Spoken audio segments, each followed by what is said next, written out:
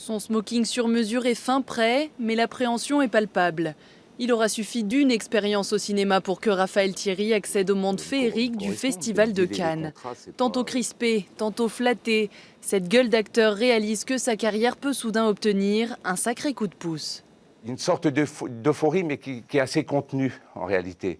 Et bien sûr, on connaît Cannes, enfin moi je connais Cannes parce que j'en ai vu à la télévision, bien évidemment. Et imaginez qu'on va se retrouver là, toute l'équipe. Voilà, c'est impressionnant. C'est pas de la fierté, mais c'est se dire, ah oui, quand même, il se passe quelque chose en ce moment. Qu'est-ce qui se passe?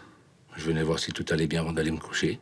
Dans le film Resté vertical, il incarne Jean-Louis, le père d'une jeune paysanne qui abandonne son compagnon peu de temps après la naissance de leur premier enfant. Pourquoi tu dis ça? Tout le monde le dit, c'est pas une bonne chose. Seul, déterminé, c'est Raphaël qui a décroché ce rôle sans l'aide d'aucun agent. Il sentait qu'il était temps de s'ouvrir au cinéma et son personnage lui colle à la peau. Endosser le rôle d'un paysan, moi vivant en milieu rural, on a beaucoup de repères.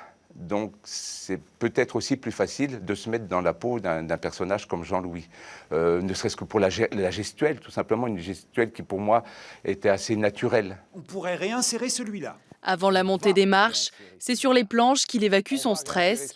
Ses collègues vivent cette aventure avec lui par procuration et ils l'encouragent désormais à allier théâtre et cinéma. La Fédération française de football, la sécurité sociale, l'ERG. Il a une espèce de présence contre laquelle il est difficile de lutter. Enfin voilà, il y a une personnalité sur scène. Moi, je le rangerais un petit peu dans cette génération des acteurs qu'on a appelés les acteurs brutalistes au début du siècle. Il y avait Lucien Guitry, puis plus récemment des Jean Gabin. Après 15 ans de notoriété en Bourgogne, Cannes est donc de bon augure pour Raphaël Thierry.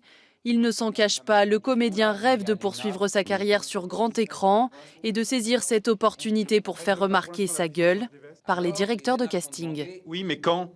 Oui, mais quand? Quand? Mais quand je le